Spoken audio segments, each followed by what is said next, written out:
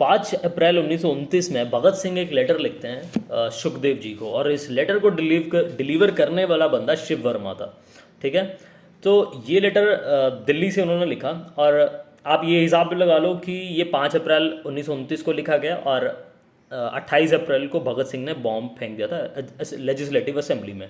तो आप आइडिया लगा सकते हो कि कितने दिन पहले की ये बात है। ठीक है, थोड़ा आपको नहीं तो एक सेटअप बन जाएगा माइंड में कि कैसे चीज़ें हो रही हैं।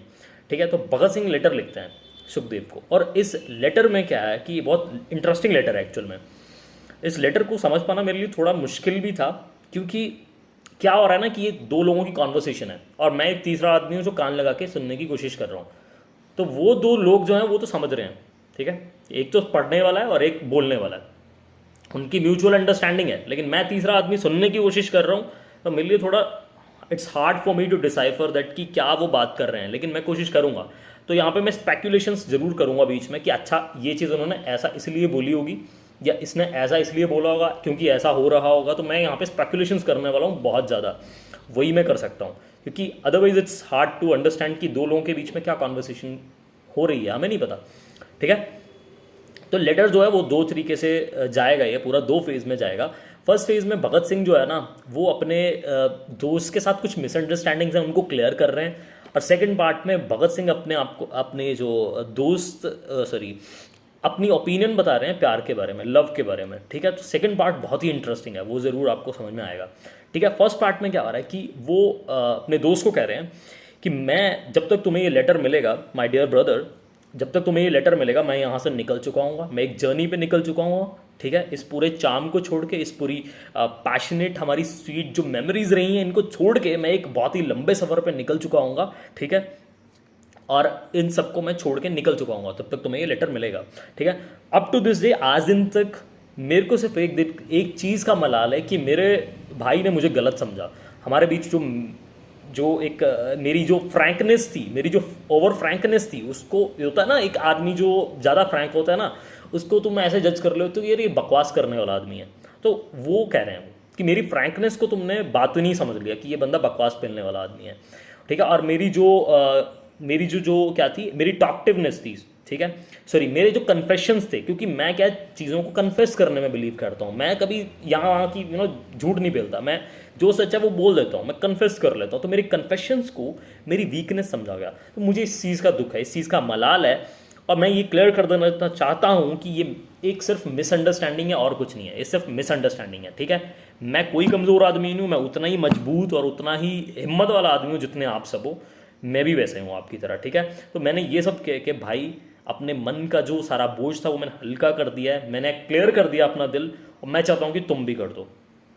It will be very kind for both of us. ठीक है, ये वो कह रहे हैं। ठीक है, इसके अलावा वो अब सेकंड पार्ट में ये कह रहे हैं कि मैं ये कहना चाहूँगा कि मैं इस आर्ग्यूमेंट को करना चाहता हूँ क्लियर दैट कि मैं एक एम्बिशन से भरा आदमी हूँ। ठीक है, मेरे पास होप है, मेरे पास चार्म है, मेरे पास सब कुछ है, मेरी पर्सनैलिटी अच्छी है, मेरे पास सब कुछ है, मेरे पास किसी चीज़ की कमी नहीं है। लेकिन क्या है कि इन सब के बावजूद मैं ये हिम्मत रखता हूँ कि मैं इन सबको छोड़ दूंगा सही समय आने पे। I can sacrifice it all, और यही मेरे मायने में एक असली सेक्रीफाइस है। देखो, बड़ी सिंपल सी बात है कि मान लो एक भिखारी है, ठीक है, और भिखारी कह रहा है कि नहीं मैं तो बड़ी सिंपलिसिटी से लाइफ जी रहा हूँ भाई, देख लो मैं ज़मीन पे सोता हूँ, मेरे पास बेड भी नहीं है, और रूखा सूखा जो मिलता है मैं खा लेता हूँ। ठीक है, मिल गया तो ठीक है, नहीं तो ऐसे सो जाऊँगा मैं। ठीक है, और पूरा दिन मैं बस बंजारों की तरह घूमता हूँ, मेरी लाइफ कितनी सिंपल है। भाई तेरी लाइफ सिंपल नहीं है, तेरी लाइफ, तेरे पास ऑप्शन ही नहीं है कोई और, तू ऐसे ही पैदा हुआ, तेरे पास कोई ऑप्शन नहीं है। ठीक है, तो तू इसको ये नहीं कह सकता कि मैं सेक्रीफाइस हूँ और कर रहा हूँ और मैं सिंप्लिसिटी में जी रहा हूँ। ठीक है, तो अगर लेकिन आप एक ऐसे इंसान की बात करो जिसके पास सब कुछ था, जिसके पास सब कुछ था और वो फिर भिखारी की तरह जी रहा है, तो वो सेक्रीफाइस है। तो वैसा ही, ये तो मैंने एग्जाम्पल खुद से दिया, लेकिन भगत सिंह वही कहना चाह रहे हैं कि मेरे पास सब कुछ है लेकिन मैं वो सही समय आने पे सेक्रीफाइस कर सकता हूँ।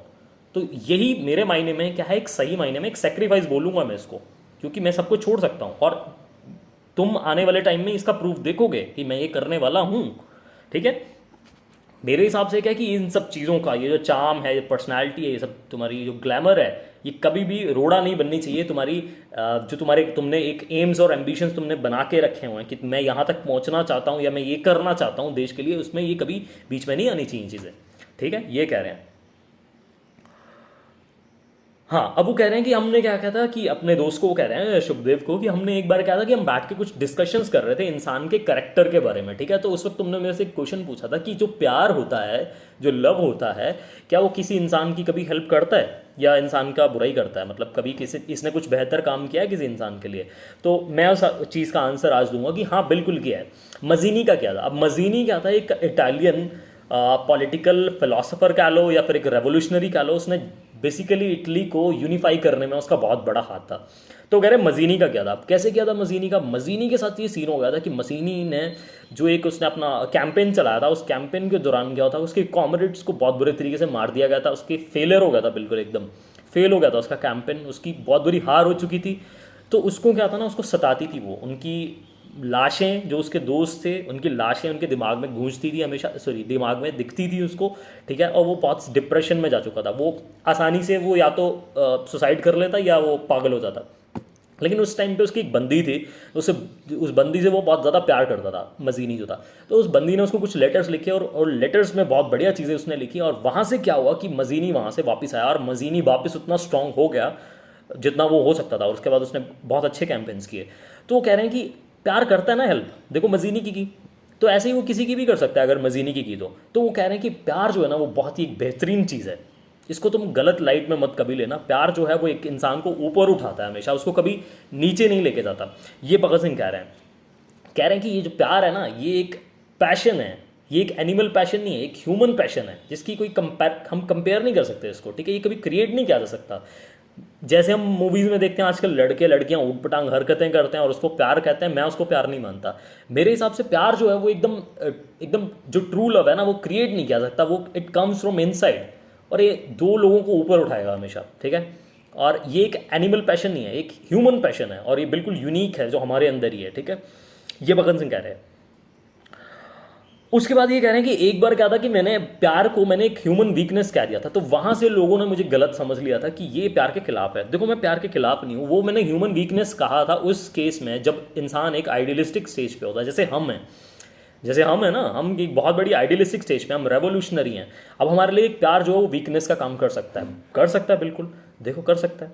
तो सीन ये है कि जिस स्टेज पे हम हैं ना, यहाँ पे सिर्फ प्यार ही नहीं, यहाँ पे हमें हेट्रेड और भी 3600 प्रकार के जो सेंटीमेंट्स हैं ना, उनको परे रखना पड़ता है, अलग रखना पड़ता है, ठीक है। तो प्यार तो दूर की बात है, तो हम ऐसी स्टेज पे हैं। तो इस चीज़ से ये गलत मत समझ लेना कि मैं प्यार के खिलाफ हूँ। मैं एक ऑर्डिनरी इंसान के लिए नहीं कह रहा हूँ, मैं एक ऑर्डिनरी इंसान के लिए प्यार बहुत बढ़िया चीज़ है, उसको करना चाहिए, उससे उसकी लाइफ बेहतर होती है, उससे वो उसका माइंड अच्छा होता है, मेंटल हेल्थ उसकी अच्छी होती है, तो उसको करना चाहिए।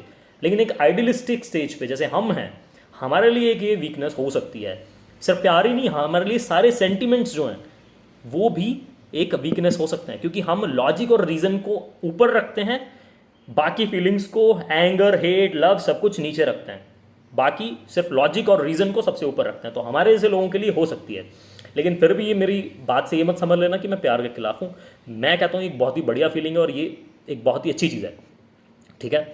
और एक और चीज़ मैं बता दूं कि इवन कि जैसे आइडियलिस्टिक स्टेज में ना हम, तो तब भी हम क्या है कि मैं ये बोलूँगा कि आइडियलिस्टिक स्टेज में भी मैं प्यार को सपोर्ट ही करूँगा, समझना भाई, कंफ्यूज मत हो ना।